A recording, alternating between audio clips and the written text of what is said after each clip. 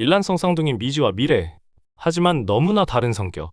그래도 그 누구보다 서로를 의지하며 상처를 보듬어줄 수 있는 속이 깊은 자매. 그들의 성장 이야기.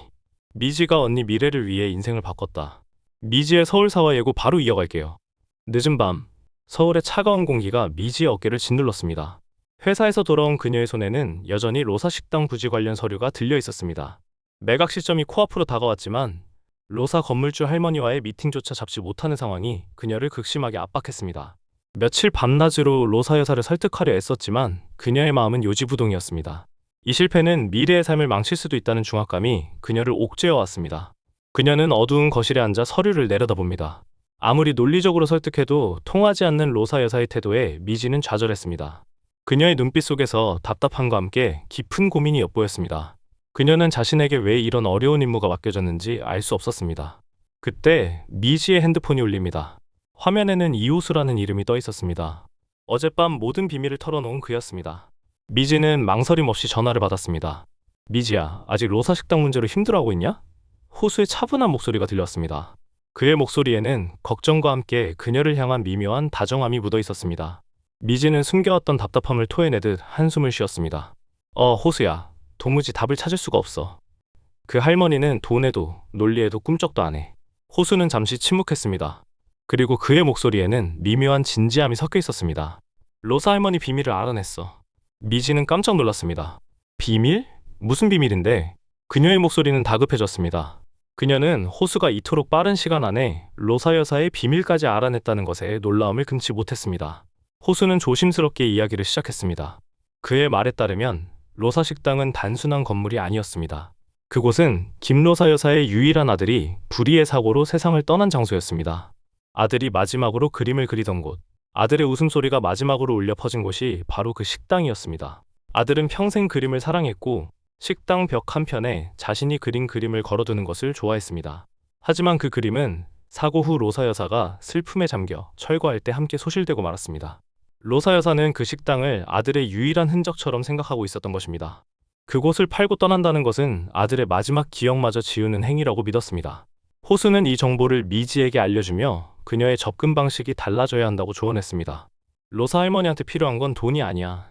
아들의 기억을 지키겠다는 할머니의 간절한 마음을 헤아려줘. 할머니한테는 그 식당이 아들의 살아있는 흔적이니까. 미지의 눈빛이 흔들렸습니다.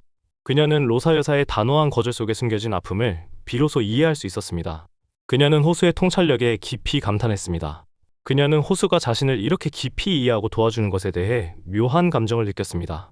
그녀는 이제 로사 여사를 설득할 새로운 방법을 찾을 수 있다는 희망을 보았습니다. 이 모든 일이 자신과 호수, 단둘이서만 나누는 비밀스러운 협력이라는 사실이 그녀의 마음을 더욱 움직였습니다. 학창시절부터 서로에게 호감이 있었던 두 사람이 이제는 복잡한 현실 속에서 서로에게 가장 필요한 존재가 되어가고 있었습니다. 다음날 아침, 미지는 로사 식당으로 향했습니다. 그녀의 발걸음은 이전과는 확연히 달랐습니다. 식당 문을 열고 들어선 미지는 로사 여사에게 다가갔습니다. 여사는 여전히 냉랭한 표정으로 그녀를 맞았습니다. 또 왔어? 어제도 말했지만 난 팔 생각 없어. 로사 여사는 단호하게 말했습니다. 미지는 여사의 눈을 똑바로 바라보며 조심스럽게 입을 열었습니다. 할머니, 저 이 식당 팔아달라고 말씀드리러 온 거 아니에요. 로사 여사의 표정이 미세하게 변했습니다. 미지는 자신의 진심을 담아 차분하게 말을 이어갔습니다. 그녀는 로사 여사의 아들에 대한 이야기를 꺼냈습니다. 아들이 그 식당을 얼마나 사랑했는지, 그곳에 어떤 추억을 남겼는지. 미지는 호수를 통해 알게 된 로사 여사의 아픔을 진심으로 공감하며 이야기했습니다. 할머니께 이 식당은 그저 건물이 아니라 아드님의 살아있는 공간이라는 걸 알아요. 로사 여사의 눈가가 촉촉해졌습니다. 그녀는 굳게 닫았던 마음을 조금씩 열기 시작했습니다. 처음으로 자신의 아픔을 이해하고 존중하려 노력하는 사람을 만난 것입니다. 미지는 이어서 회사의 제안을 조심스럽게 꺼냈습니다. 새로 지어질 건물 안에 로사 식당의 의미를 기념할 수 있는 특별한 공간을 마련하겠다는 제안이었습니다. 아들이 남긴 추억의 조각들을 전시하고 그의 그림을 재현하여 영구히 보존할 수 있는 공간을 만들겠다는 것입니다. 미지는 그 공간이 단순한 추모가 아니라 로사 여사님의 아드님이 이 세상에 존재했다는 가장 아름다운 증거가 될 것이라고 강조했습니다. 로사 여사의 눈에서 결국 뜨거운 눈물이 흘러내렸습니다. 그녀는 미지의 진심에 감동했습니다. 며칠 후 로사 여사는 계약서에 서명했습니다. 부지 매입 프로젝트는 기적처럼 성공했습니다. 미지는 회사로 돌아와 이 소식을 전했고 모두가 환호했습니다. 퇴근길, 미지는 호수에게 고마움을 전하기 위해 연락했습니다. 호수는 그녀의 성공에 진심으로 기뻐했습니다. 너 덕분이야, 호수야. 네 도움이 없었다면 절대로 성공하지 못했을 거야. 미지의 목소리에는 깊은 존경심이 담겨 있었습니다. 호수는 작게 웃었습니다. 네가 로사 할머니 마음을 움직인 거야. 내 진심이 통했던 거지. 두 사람의 대화 속에서 미묘한 감정의 교류가 오고 갔습니다. 미지는 호수에게 더욱 강한 유대감을 느꼈습니다. 그녀는 호수에게 자신의 비밀을 털어놓은 것이 결코 후회되지 않았습니다. 오히려 그의 존재가 그녀에게 큰 힘이 되어주고 있었습니다. 이 성공은 두 사람을 더욱 가깝게 만들었습니다. 미지의 얼굴에는 오랜만에 환한 미소가 피어났습니다. 한편 고향의 푸른 딸기밭, 유미래는 한세진의 농장에서 아침 일찍부터 딸기를 수확하고 있었습니다. 서울에서의 삶은 빌딩 숲의 잿빛이었지만 이곳의 아침은 싱그러운 흙냄새와 풀내음으로 가득했습니다. 하지만 그녀의 손놀림은 형편없이 서툴렀습니다. 딸기를 따는 족족 너무 세게 잡아 뭉개거나 혹은 꼭지를 남기고 줄기까지 부러뜨리기 일쑤였습니다.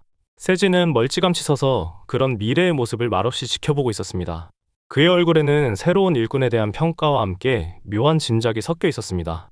미래는 딸기 꼭지를 따다가 손톱 밑에 흙이 박히자 경악하며 인상을 찌푸렸습니다. 그녀는 손에 낀 장갑을 벗어던지고는 흙이 들어갔어 하고 작게 소리쳤습니다. 세진은 그 모습을 보고는 작게 한숨을 쉬었습니다. 미래는 세진의 시선을 느끼고 획 고개를 돌렸습니다. 제가 이런 걸 해봤어야 알죠. 어색할 수 있잖아요. 그녀의 목소리에는 불만이 가득했습니다. 세진은 어깨를 으쓱하며 천천히 미래에게 다가왔습니다. 그의 손에는 노련하게 수확된 딸기가 가득한 바구니가 들려 있었습니다.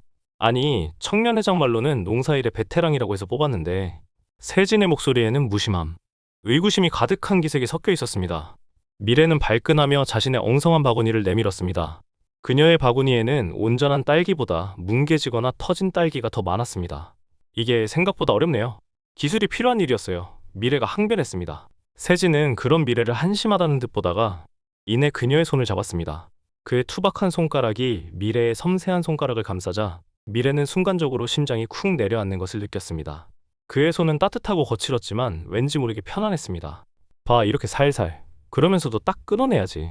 세진의 목소리는 의외로 다정했습니다. 그는 딸기 꼭지를 잡는 법, 딸기를 바구니에 담는 법까지 일일이 시범을 보이며 가르쳐 주었습니다.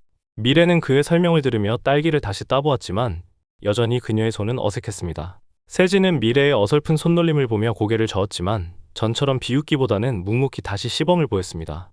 그는 이 서툰 일꾼에게 묘한 책임감을 느끼는 듯 했습니다. 점심시간.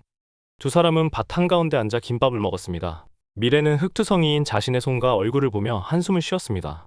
이렇게 흙 만지는 건 정말 적응이 안 되네요. 손톱 밑에 흙이 박히는 것도 처음이고요. 그녀가 중얼거렸습니다. 세진은 아무렇지 않은 듯 김밥을 우물거렸습니다. 흙이 얼마나 좋은 건데, 네 발로 땅을 딛고 산다는 게 얼마나 큰 복인데. 그의 말투는 무심했지만 그 속에는 깊은 철학이 담겨 있었습니다. 미래는 세진의 말에 고개를 갸웃거렸습니다. 그녀에게 흙은 그저 더러워지는 것이었습니다. 하지만 세진의 말을 들으며 그녀는 문득 서울에서의 찌든 삶과는 다른 이곳의 가치를 생각하게 되었습니다. 세진의 농장 프로젝트, 과연 미래는 어떻게 헤쳐나갈까요? 재미있으셨나요? 구독과 좋아요 눌러주시면 미래가 꿈속에 나타나 딸기를 입에 넣어줄 거랍니다.